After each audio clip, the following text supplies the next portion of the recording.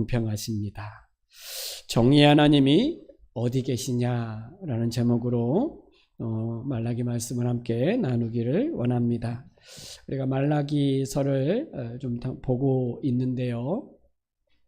말라기 하면 마지막 구약의 서신서이고 또 이 말라기는 6가지의 논쟁으로, 그러니까 하나님과 이렇게 논쟁으로 되어 있는 책입니다. 하나님께서 문제 제기를 던지죠. 내가 너희를 사랑한다. 근데 모르죠. 너희가 나의 이름을 멸시한다. 어떻게 해요? 너희가 나를 너희가 삶에서 더럽게 한다. 뭐 이런 여러 가지 논쟁들을 계속하면서 이 논쟁의 이야기들을 풀어가고 있습니다. 네. 근데 오늘 4번째 이야기예요. 오늘 4번째 주제는 말로 여호와를 괴롭게 하는 이야기이죠. 오늘 17절에 보면 너희가 말로 여호와를 괴롭게 하고도 이르기를 우리가 어떻게 여호와를 괴롭혀 드렸나이까. 사실 이스라엘 백성들이 어떤 것을 하고도 몰라요. 자기가 말하는 것이 어떤 의미가 있는지를 모르고 막 하는 거예요. 말로 하나님을 괴롭게 하는데 하나님은 너희가 왜 말로 나를 괴롭게 하냐라고 말할 때 모르거나 또는 인정하지를 않아요. 이게 참 어두운 시대에 살고 있는 사람들의 모습이잖아요. 아니, 신앙이나 믿음이 무너지고 이렇게 어려움을 처해져 있을 때의 반응이 뭐냐면 자기가 하고 있는 것들이 무슨 의미가 있는지를 모른다는 거예요. 또는 인정하지 않아요. 너 왜 그렇게 하니? 이렇게 말할 때 뭐가요? 이렇게 답변을 하는 것 같은 거죠. 여러분, 사실 자기의 잘못, 자기의 죄를 인정하는 데서부터 구원은 열리는 거예요. 여러분, 하나님 앞에 나아갈 수 있는 것은 나의 연약함, 나의 죄, 나의 한계를 인정할 때 하나님을 찾고 하나님을 의지하며 가는 거예요. 나에게 부족함이 없다, 나는 괜찮다라고 생각할 때 그 하나님 앞에 나아가지 못하지요. 아니, 하나님의 은혜의 삶을 누리지 못하게 되는 거예요. 먼저는 인정하셔야 되는 거죠. 우리의 허물과 우리의 죄와 우리의 연약함. 하나님의 은혜가 필요합니다. 하나님의 도우심이 필요합니다. 그렇게 하나님 앞에 자기 자신을 내려놓을 때 그때 하나님의 은혜를 알고 누리게 되는 거죠. 이스라엘 백성들의 문제는 모르거나 인정하지 않는 것. 우리 신앙에 하나님의 말씀을 듣는데 그 말씀이 인정되지 않거나 또는 모를 때, 하나님의 말씀을 모를 때 이상한 짓들을 할 수 있는 거죠. 하나님께서 이스라엘 백성들이 나를 괴롭게 한다, 너희가 나를 괴롭게 한다 이렇게 말할 때 어떻게 우리가 하나님을 괴롭게 드렸습니까? 이렇게 말할 때 하나님이 17절에 이렇게 말해요. 2가지를 이야기해요. 2가지를. 첫 번째는 이는 너희가 말하기를 모든 악을 행하는 자는 여호와의 눈에 좋게 보이며 그에게 기쁨이 된다 하며 이렇게 말하죠. 그러니까 악한 자들을 여호와께서 좋게 본다는 거예요. 악을 행하는 자들을 기뻐한다는 거예요. 여러분, 이게 말이 맞습니까? 하나님은 악을 행하는 자를 심판하시잖아요. 그런데 이스라엘 백성들은 하나님은 악을 행하는 자를 좋아한다는 거예요. 그들을 기뻐한다는 거예요. 여러분, 하나님은 그런 하나님이 아니잖아요. 근데 그렇게 말하는 것은 오히려 하나님을 조롱하는 거고 하나님을 멸시하는 말이겠죠. 근데 왜 이스라엘 백성들이 그렇게 말할까요? 왜 하나님은 악을 행하는 자들을 좋게 보고 그들을 기뻐한다고 말할까요? 악을 행하는 자들이 잘 되는 거예요. 우리가 하나님의 백성이면 우리가 잘 돼야 되는데 왜 우리는 이렇게 힘들고 저렇게 하나님을 믿지 않는 사람들은 저렇게 잘 사냐는 거예요. 저들에게는 아무 문제가 없고 모든 것이 잘 되는 것처럼 보여질 때, 악을 행하는 자들이 아무 일이 일어나지 않을 때, 그럴 때 우리는 하나님 정말 살아계시는 겁니까? 정말 하나님이 살아계시는 겁니까? 왜 악한 자들이 저렇게 아무 일 없이 편안하게 살아가는 것을 볼 때 우리는 하나님의 살아계심에 대해서 의문을 품게 되고, 하나님은 계시지 않는 거 아니야? 하나님이 계시다면 내 삶이 왜 이렇게 힘들고 저 악을 행하는 하나님을 믿지 않는 사람들은 어떻게 저렇게 형통할 수가 있어? 이렇게 말하는 그 말이 하나님을 괴롭게 한다는 거예요. 두 번째, 그들은 정의의 하나님이 어디 계시냐라고 말한다는 거예요. 공평하지 않다는 거예요. 정의의 하나님이 어디 계시냐라는 말은 하나님이 안 계시다는 말이에요. 하나님이 정의로우신 하나님이 계시다면 저들을 심판하는 것이 맞지 않냐는 거예요. 페르시아가 망하고 멸망하고 오늘 우리가 하나님을 기대하며 예루살렘으로 돌아와 성전을 건축하고 다시 하나님의 백성으로서 회복될 것을 소망하는 우리가 여전히 가난하고 여전히 위협을 당하는 이런 삶을 살아가는 우리를 볼 때 정의의 하나님은 어디 계신가? 이렇게 말하는 이 말이 하나님을 괴롭게 한다는 거예요. 우리도 그렇잖아요. 믿음의 삶을 살아갈 때 가끔 우리 인생 속에서 하나님을 믿지 않는 사람은 정말 잘 사는 것 같아요. 막 주일날 가져가고 여행도 가고 놀러 캠핑도 가고 막 즐겁게 보내는 것 같고, 그리고 그들은 또 편안해 보여. 또 직장에서도 사업도 잘 되는 것 같고, 또 우리의 가정은 왜 이렇게 안 변하고, 우리의 자녀들은 또 우리의 모습은 왜 이렇게 바뀌지 않는가? 우리는 하나님 앞에 좀 바르게 살고 싶고 하나님을 잘 믿고 몸부림을 치고 있는 우리들에게는 여전히 어려운데, 하나님을 안 믿는 사람들의 모습은 좀 잘 사는 것 같은 이런 생각이 들 때 우리가 이런 말로 그런 말을 할 때가 있잖아요. 이런 것들이 하나님을 괴롭게 한다는 거예요. 하나님을 향한 믿음이 없는 거예요.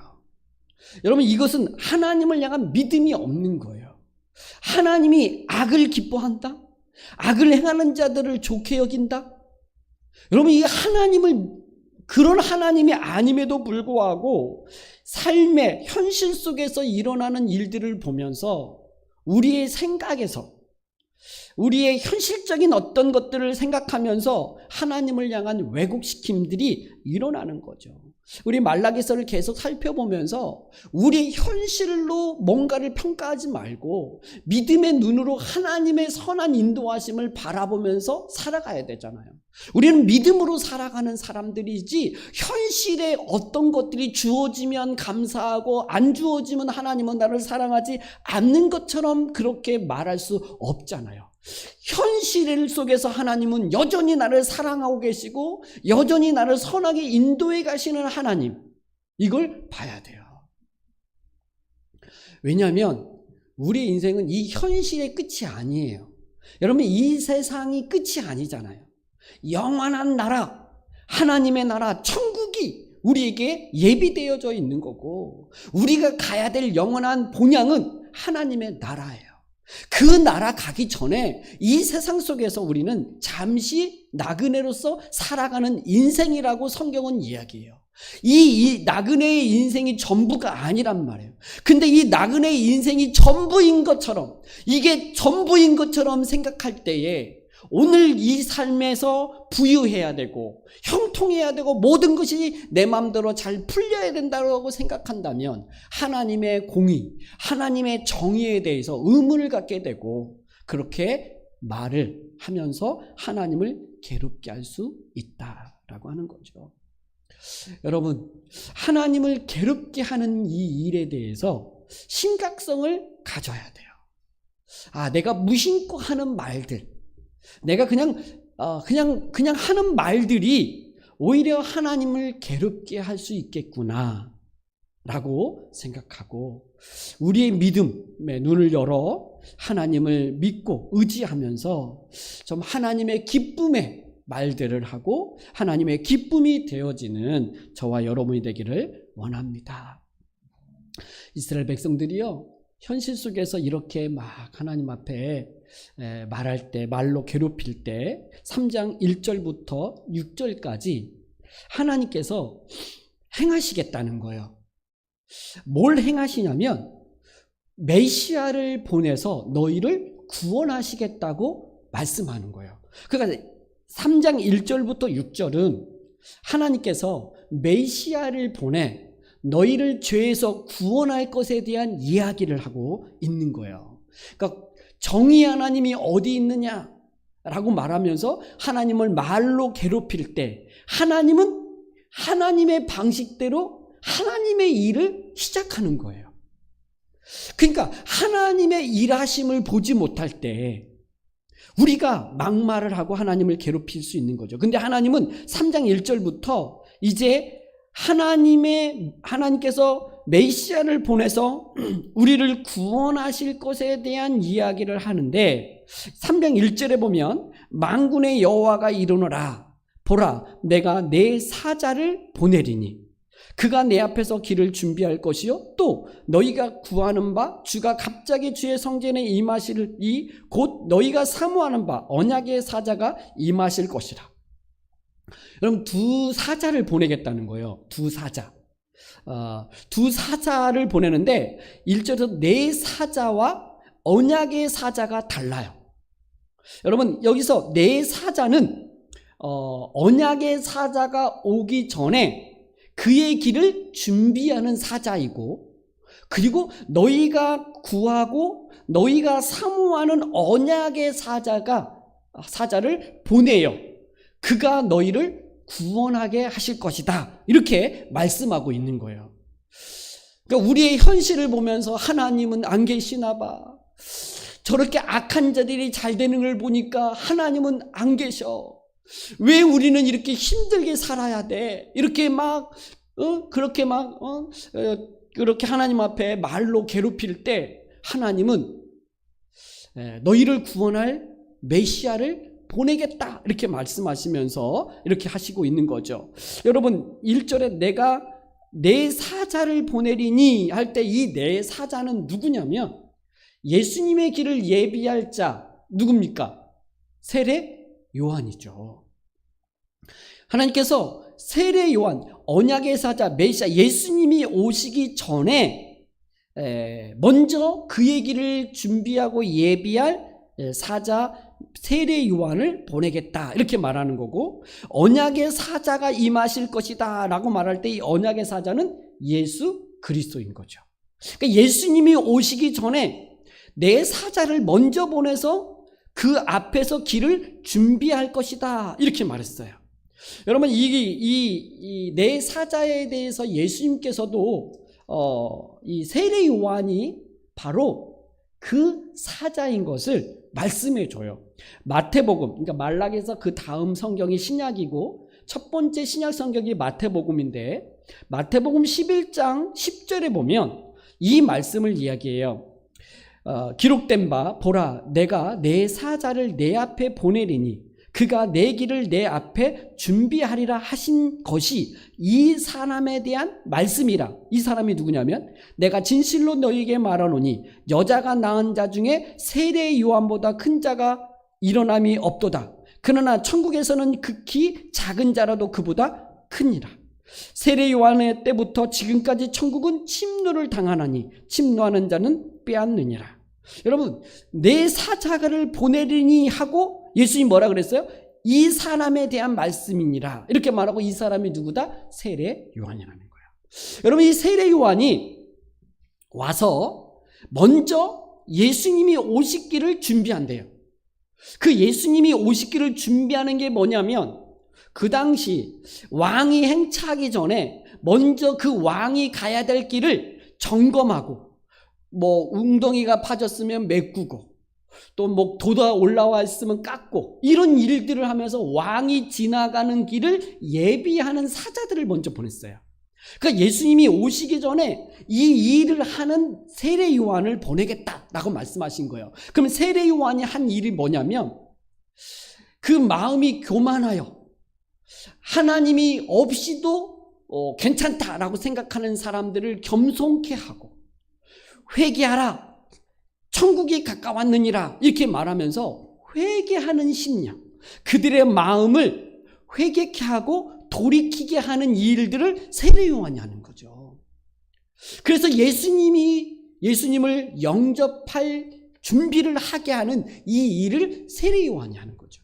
그리고 신약에서 예수님이 오시기 전에 세례 요한이 등장하고, 그 세례 요한이 광야에서 외치는 자의 소리로서 이 일들을 하면서 예수님을 향하여 세상 죄를 지고 가는 하나님의 어린 양이다 라고 말을 하고, 그래서 예수님은 나는 물로 세례를 베풀지만 예수님은 너희에게 성령으로 세례를 베푸실 것이다, 이렇게 예수님을 향하여 집중하도록, 그 많은 사람들로 하여금 예수님을 향하여 시선이 가도록 세례 요한이 먼저 그 길을 예비하죠. 이 일을 먼저 한 다음에, 이 사자를 보낸 다음에 언약의 사자인 예수님을 보내시겠다, 이렇게 말했어요. 여러분, 오늘 우리는 이미 예수님이 오셨고 그 예수님을 통하여 우리의 구원 역사가 우리에게 이루어졌어요. 근데 그 예수님은 다시 오실 거라고 말씀하시고 계셔요. 그 다시 오실 예수 그리스도를 우리는 또한 준비하고 예비해야 될 자들로 오늘 우리를 부름을 받았죠. 여러분, 오늘 예수님이 다시 오실 것을 믿는다라면 오늘 예수 그리스도를 믿지 않는 사람들에게 그들의 마음을 열어 예수 그리스도를 영접하고 예수님을 믿도록 하는 이 일들을 하면서 주의 재림을 기다려야 될 자들로서, 주님의 사자로서 이 땅에 살아가야 될 자들이 우리인 거죠. 우리의 사명이 무엇인지를 분명히 알아야 돼요. 주님을 준비한 세례 요한처럼 다시 오실 예수 그리스도를 맞이할 준비를 하게 하는 그 심령이 되도록 오늘 우리는 다른 사람들에게 이 일을, 예수님을 영접하고 믿도록 하는 이 일을 감당하며 가야 하죠. 결국 예수님이 오시는 거죠. 너희가 구하는 바 메시아, 너희가 사모하는 바 언약의 사자가 임하실 거다. 그러니까 구약에서 계속해서 너희가 원하는 모든 바람을 성취하실 예수 그리스도, 그리고 너희가 사모하는 그 메시아가 임할 거라는 거예요. 그분이 임함으로 인하여 어떤 일들을 하시냐면 2절부터 3절의 사역을 그 메시아가 오면 하신다는 거예요. 그러니까 메시아가 오셔서 하는 사역을 이야기하는데 두 가지예요. 첫 번째는 금을 연단하는 자의 불과 같은 사역을 하고, 두 번째는 표백하는 자의 잿물과 같은 사역을 한다는 거죠. 여러분, 여기서 2절에서 말하는 그가 임하실 날을 누가 능히 당하며 그가 나타날 때 누가 능히 서리요, 그는, 그 메시아가 오면, 예수님이 오시면 뭘 하느냐, 금을 연단하는 자의 불과 같은 사역을 한다는 거예요. 여러분, 순금되게 할 때 원석을 뜨거운 불에 넣고 태우잖아요. 그래서 막 태우면 거기 안에 찌꺼기들, 불순물들이 다 녹고 타버리고 온전한 순금으로만 남아요. 여러분, 예수님이 오셔서 하시는 일들 가운데 뭐가 있냐면, 우리 안에 연약함, 우리 안에 있는 죄성들, 믿음 없는 우리를 연단시켜서 금과 같은 믿음의 사람으로 만들어 가신다는 거예요. 예수님이 오셔서 하시는 이 사역을 통하여 우리가 순전한 믿음과 온전한 믿음의 사람, 구원의 하나님의 백성으로서의 그 모습으로 예수님이 그렇게 우리를 빚어가시고 연단시켜 만들어 하시겠다는 거예요. 이것이 은혜이죠.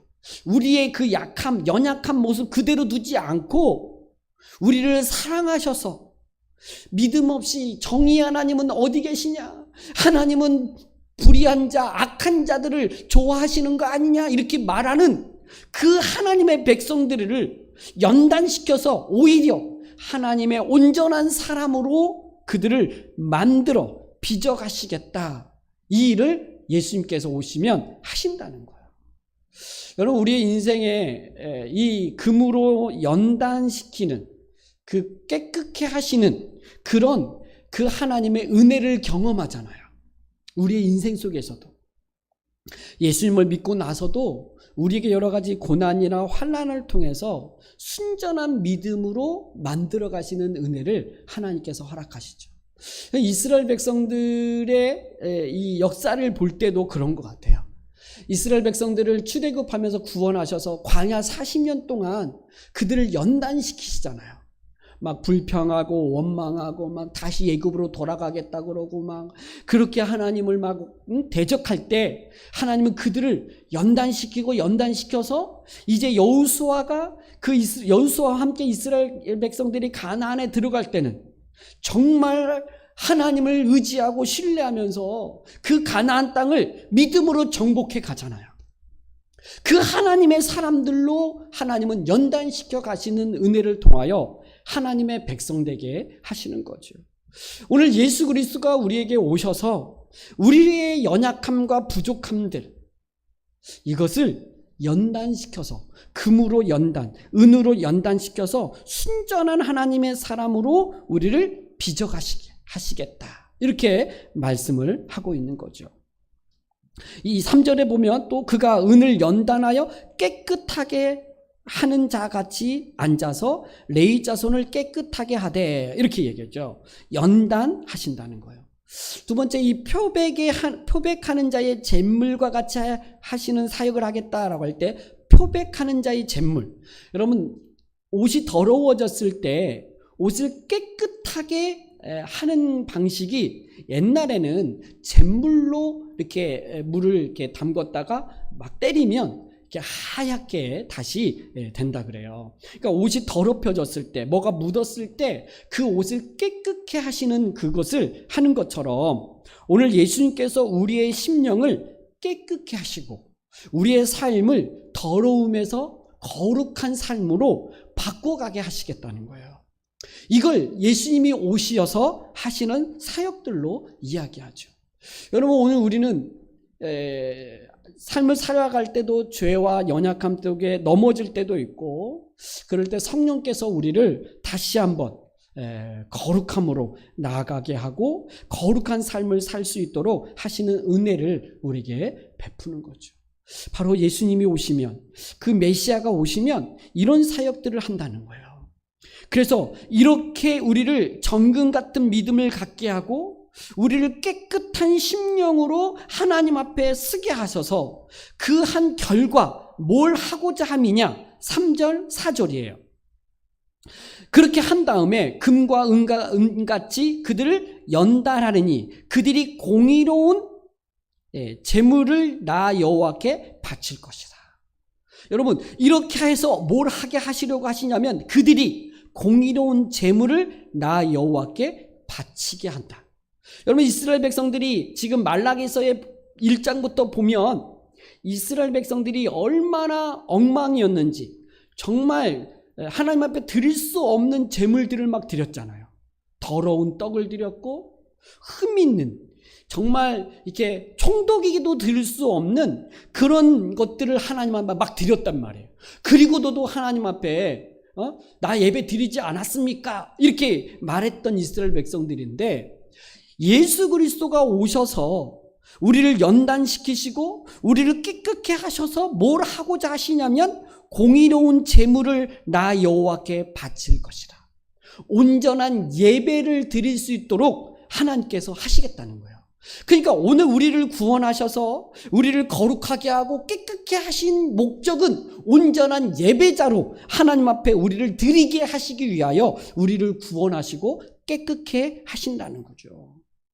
여러분, 우리의 삶의 가장 중요한 건 예배예요. 예배가 뭐냐면 나를 구원하신 하나님을 높이는 거예요. 그분을 그분으로 인정하는 것이 예배거든요.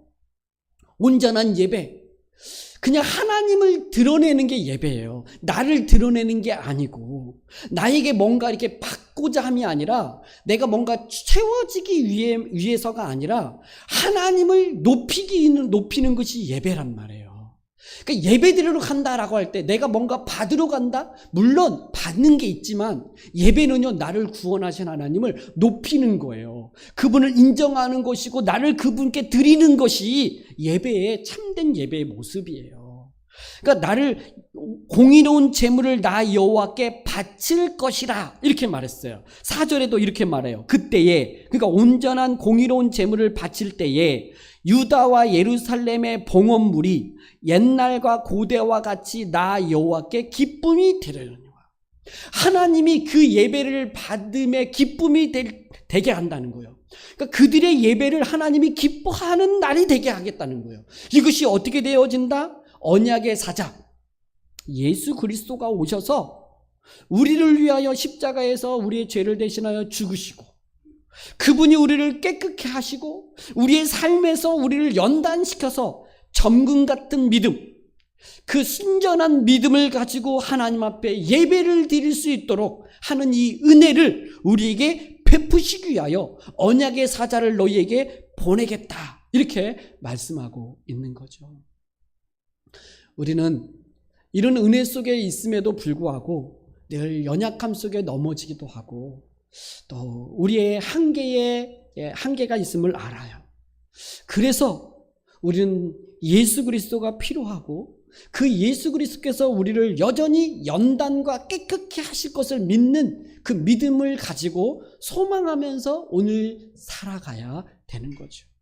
지금의 내 모습, 바로 예수 그리스도 안에서 나를 깨끗게 하실 것을 소망하는 거예요. 나의 삶을 깨끗게 하고 나의 성품을 깨끗게 하고 그래서 나를 온전한 예배자로 만드실 것을 소망하면서 이것을 믿는 믿음으로 살아가는 것이 오늘 구원받은 신자의 모습이어야 되는 줄 믿습니다. 이것을 위해서 예수님이 오셨고 이 일을 위해서 이루시기 위해서 하나님께서 예수님을 우리에게 보내셨다. 그러면 그 나 여호와께 기쁨이 되려니와, 이게 하나님의 기쁨이 되려니와 바로 그리스도 안에서 드려지는 이 예배를 하나님이 기뻐하시는 줄을 믿습니다. 이것을 위해서 하나님께서 언약의 사자를 보내겠다, 그리고 이 일을 이루겠다라고 말씀하시는데, 그런데 이것만 있는 게 아니라 또 다른 측면이 있는데, 그 하나님을 믿지 않고 이렇게 돌아오지 않는 자들의 심판이 있어요. 그러니까 심판도 언급해요. 그러니까 언약의 사자 메시아 예수 그리스도가 오시면 하시는 일이 뭐냐면, 아까 그 금으로 연단하고 또 우리를 깨끗게 하는 잿물이 되게 하시겠다 이렇게 말씀하셨는데, 그게 바로 구원과 심판이에요. 그러니까 메시아가 오시는 것은 구원과 심판인데 5절은 심판에 대한 이야기를 하세요. 내가 심판하러 너희에게 임할 것이라. 그러니까 앞에서는 4절까지는 우리의 구원을 다루었다면 또 심판자로 예수님이 오시겠다는 거예요. 근데 어떤 자들을 심판하시냐면 5절을 한번 같이 읽어볼까요? 자, 5절 시작. 내가 심판하러 너희에게 임할 것이라. 점치는 자에게와 간음하는 자에게와 거짓 맹세하는 자에게와 품꾼의 싹에 대하여 억울하게 하며 고아를 압제하며 나그네를 억울하게 하며 속히 증언하리라. 만군의 여호와가 말하느니라. 아멘. 여러분, 여기서 점치는 자, 여러분 이게 점치는 거 있잖아요. 뭐 이렇게 운수 보고 막 이런 거 있잖아요. 그러니까 자기의 미래와 자기에 대해서 하나님의 인도하심을 믿지 않는 거예요. 하나님의 선한 인도하심을 믿지 않는 거예요. 그러니까 뭐 이렇게 점치고 뭐 이렇게 뭐 운수 보고 뭐 이런 것들을 통해서 하는데, 이건 굉장히 하나님을 향한 이 멸시하는 거고 하나님을 괴롭게 하는 거예요. 이런 자들을 하나님이 심판하시겠다는 거예요.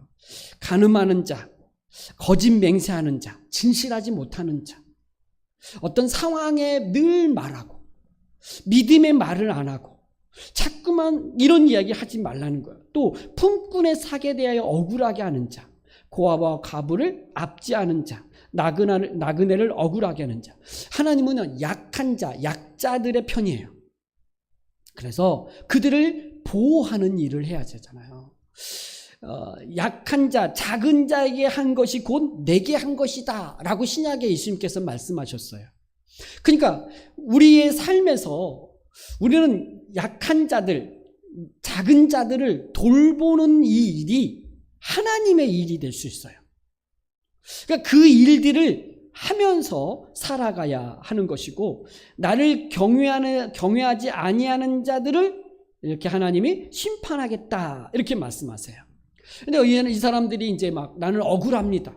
나는 그런 의도로 하지 않았습니다. 막 이렇게 말할 때 여러분 그 5절 마지막 절에 보면 이런 자들에게 속히 증언하리라 만군의 여호와가 말하느니라. 여러분 속히 증언하리라 라고 말할 때 이 증언하는 이가 누군지 아세요? 하나님이세요. 하나님이 증언하겠다는 거예요. 무슨 말이에요? 하나님이 증인이라는 거예요. 뭘 증언하냐? 바로 점치는 것을 하나님이 보았다는 거예요. 너희가 간음한 것을 하나님이 보았고 거짓 맹세하는 걸 하나님이 본 거예요. 내가 너 그렇게 한 거 보았고 이걸 내가 증언하겠다. 그리고 너를 심판하겠다. 이렇게 말하는 거죠. 여러분 마지막 때에 하나님의 심판대 앞에 섰을 때 어느 누구도 그 하나님의 그 심판대 앞에서 거짓을 고할 수가 없어요. 우리의 인생, 우리의 삶을 주님은 다 보시기 때문이죠. 그래서 하나님이 보셨다, 보았고 내가 증언하겠다. 너 어떻게 살았는지. 그렇다면 우리 모두가 다 하나님의 심판대 앞에서 피할 자가 없겠죠. 물론 우리가 예수 그리스도께서 우리의 죄와 우리의 모든 허물을 대신하여 십자가에 죽으심으로 우리는 죄에서 벗어났어요. 그렇다고 해서 우리의 죄가 사라진 건 아니에요. 여러분, 이 말로 하나님을 괴롭게 할 때 악한 자들을 하나님은 좋아하는 거 아니야? 이렇게 말할 때 있잖아요. 이런 표현이 어떤 표현이 있냐면, 여러분 우리가 예수님이 죄인을 사랑하셔서 십자가에 죽으심으로 우리를 구원하셨잖아요. 죄에서. 근데 간혹 이런 생각을 할 때가 많아요. 하나님은 죄인인 나를 사랑하셨어. 이렇게 할 때 맞아요. 근데 내가 지은 죄까지 하나님은 사랑하는 건 아니에요. 근데 죄인을 사랑한다고 말하면서 예수님은 죄인을 사랑한다고 말하면서 내가 오늘 짓는 죄도 하나님은 사랑하는 것처럼 말할 때가 있어요. 그래서 내가 짓는 그 죄에 대한 이 경계심이나 이 엄중함에 대해서 이게 무감각한 때가 있어요. 그래서 늘 반복해요. 또 회개하면 되지. 이 죄 때문에 예수님이 십자가에 죽으셨지. 이렇게 말하면서 비통해하고 통회하는 게 아니라 그냥 그 죄를 가볍게 넘기고 또 반복해요. 저는 이것이 하나님을 괴롭게 하는 것 중에 하나라고 생각해요. 여러분 심판하러 오신 주님께서 증언하시겠다 이렇게 말할 때 보았다는 거예요. 들었다는 거예요. 하나님은 아신다는 거예요. 그렇다면 오늘 우리의 삶 속에서 그 십자가의 은혜로 죄삼을 얻어 하나님 앞에 거룩하게 살 수 있는 존재가 되었는데 그 거룩한 삶을 지향하거나 사모하는 게 아니라 여전히 나는 죄에서 구원받았으니까 죄와 상관없어 라고 말하면서 죄를 가볍게 여기고 죄를 범하는 이 죄를 범하지 말아야 되는 거죠. 하나님은 죄인을 사랑하셔서 우리를 십자가에서 구원하셨지만 그렇다고 우리가 죄인이 짓는 그 죄를 하나님은 사랑하는 건 아니에요. 하나님은 우리가 지은 죄 때문에 자기를 내어줬어요. 하나밖에 없는 독생자 예수 그리스도를 내어주는 고통을 겪으셨어요.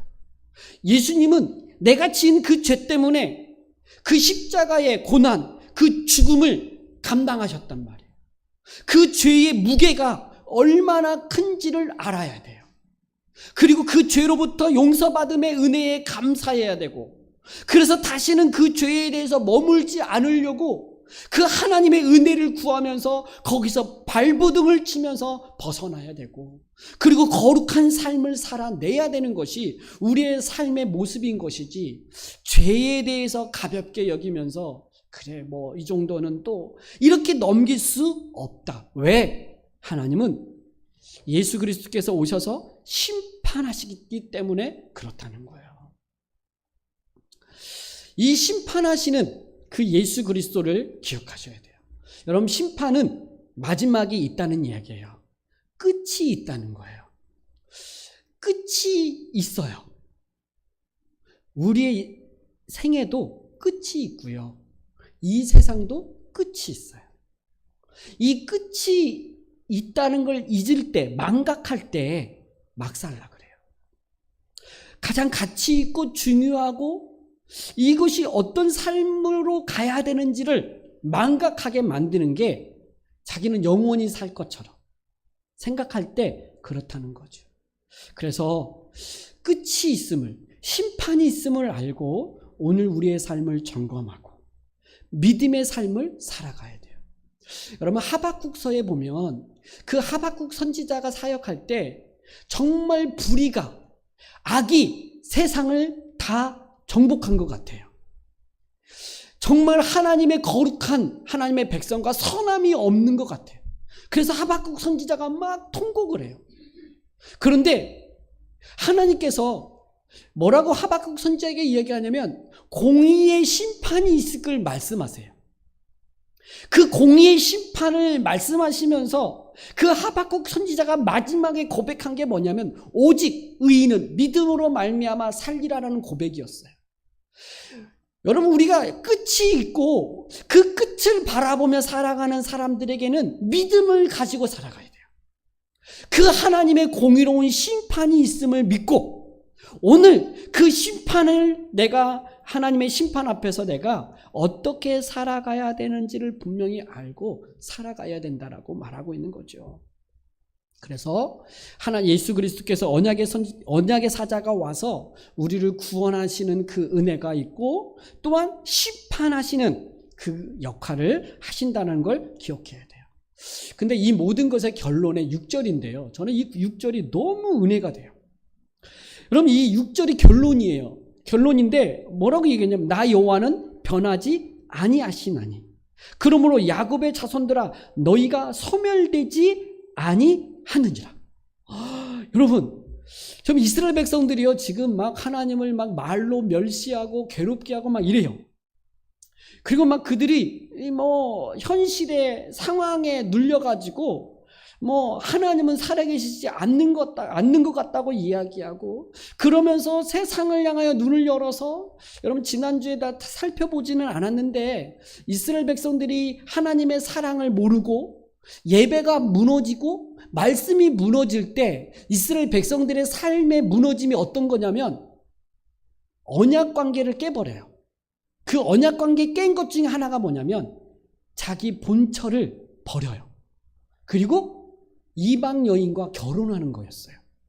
삶이 완전히 무너지는데 여러분 본처, 조강지처를 버린다는 것은 하나님께서 언약 속에서 이렇게 한몸되게 해서 그 가정을 지키게 하고 신앙을 지키게 하는 이 출발이 이 부부, 언약, 이 결혼 관계인데 이스라엘 백성들이요, 이혼을 하면서 이방 여인들과 결혼을 해요. 왜냐하면 하나님만으로는 안 된다는 거예요. 그래서 이방의 신의 도움을 얻고자 이방 여인과 결혼해서 이방 여인이 섬기는 그 신의 도움을 받고자 해요. 그게 2장 이제 마지막 절에 있었던 이야기들인데 이 무너짐이 나타났어요. 그러니까 지금 이스라엘 백성들 안에 엉망인 거예요. 근데 이 엉망인 이스라엘 백성들 가운데에 하나님은 어떻게 보시냐면 여전히 변함없이 그들을 사랑하고 있는 거예요. 야곱의 자손들아 너희가 소멸되지 아니하느니라. 여러분, 야곱의 자손들이 소멸되지 아니하리라 이 말은 뭐냐면, 하나님이 그럼에도 불구하고 내가 너희를 지키겠고, 내가 너희를 보호하겠고, 내가 너희와 함께 하겠다는 약속, 하나님의 사랑의 고백이에요. 여러분, 우리는 예수 그리스도의 십자가의 은혜로 구원을 받고 그 십자가의 은혜로 살아가는 사람들이 우리죠. 근데 우리가 그 은혜 안에 있음에도 불구하고 믿음 없는 삶을 살아갈 때가 있어요. 아니, 하나님을 믿지 않는 사람보다 더 못한 모습으로 우리가 서 있을 때가 있어요.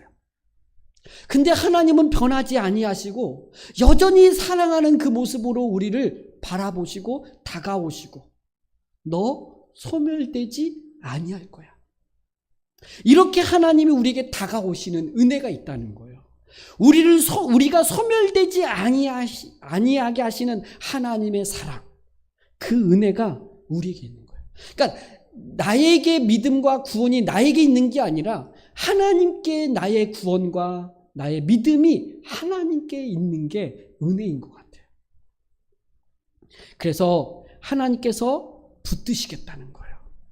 예수 그리스도를 통하여 우리를 구원하시고 우리를 정결케 하시고 깨끗게 하시는, 그래서 예수님을 닮아가는 삶을 살게 하시고, 그리고 오늘 심판하시는 예수 그리스도를 기억하면서 죄에서 떠나고 더러움에서 떠나고 참된 예배자, 온전한 예배자, 바른 헌신, 바른 예배, 바른 섬김의 모습으로 살아가도록 우리를 새롭게 하시는 그 은혜가 우리 안에 있고, 이것은 나로 인해서 유지되는 게 아니라 변함없이 우리에게 다가오시는 하나님의 사랑과 그 은혜로 말미암아 이 일이 진행될 것을 소망하면서 살아가는 거죠.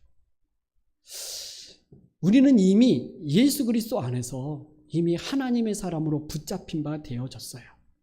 거기에서 막 굴곡 널뛰기를 하고 있지만, 어떨 때는 하나님 앞에 그냥 올라갔다가 어느 때는 그냥 뚝 떨어져 있다가, 이 널뛰기를 하면서 우리가 살아가지만 변함없으신 그 하나님은 여전히 우리에게 다가오셔서 우리를 붙드시고 회복시켜서 참된 예배자로, 참된 하나님의 사람으로 세워가시는 그 은혜가 있음을 믿고, 이것을 소망하면서 오늘 다시 한번 힘을 내어 하나님 앞에 우리의 삶을 드리고 그분의 은혜를 사모하면서 살아가는 저와 여러분이 되기를 주님의 이름으로 축복합니다.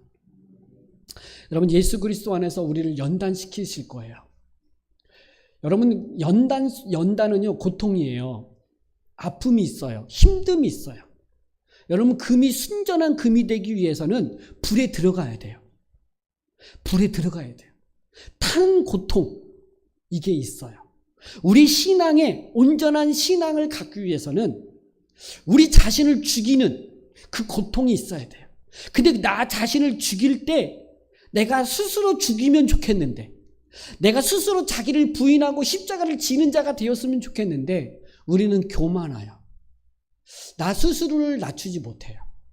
그러니까 하나님께서는 환경을 통해서 또는 우리의 그러니까 우리의 몸을 치시면서 또 경제적인 압박을 통해서 우리를 연단시키시는 은혜를 허락하세요. 그 연단 속에서 여러분이 아셔야 될 게 뭐냐면, 이 연단, 이 고난 속에서 나를 순전한 하나님의 사람으로 나를 만드실 것에 대한 소망을 가지셔야 돼요. 낙심하고 불평하고 원망하지 말고. 그 광야 시대의 이스라엘 백성들이 그랬잖아요. 연단의 과정임에도 불구하고 그들은 몰라요. 그 순전한 하나님의 백성으로 하나님만을 의지하며 사는 하나님의 백성으로 만드는 과정이라는 걸 모르고 길로 원망하고 불평하고 대적하고 이런 일이 있는데, 여러분, 그 과정 속에서 원망하고 불평하지 말고 이 일들을 통하여 하나님이 나를 온전한 순전한 하나님의 사람으로 나를 연단시키실 것을 소망하면서 견디시고 또 믿음으로 고백하며 나아갔으면 좋겠습니다. 저는 두 번째는 하나님의 손길이 우리에게 오므로 우리로 하여금 온전한 예배자를 되게 하신다라고 하는, 그래서 우리가 드려지는 이 예배를 기뻐하시는 하나님에 대해서 묵상을 했으면 좋겠어요. 예배에 대한 이 사모함, 이것은 나를 구원의 그 기쁨이 충만할 때 온전한 예배자로 되는 것 같아요. 그러니까 내가 어떤 상태에서 구원을 받았는지를 깊이 묵상할 때 예배의 기쁨이 충만해요. 그리고 나 자신을 하나님 앞에 드리게 되는 거죠. 이런 기쁨이 되는 예배자로, 온전한 예배자로 사모하고 또 그렇게 온전한 예배자로 하나님 앞에 드려지는 그 은혜가 우리에게 있기를 주님의 이름으로 소망하고 축복합니다. 기도하겠습니다. 우리 한번 말씀 기억하면서 좀 기도할까요?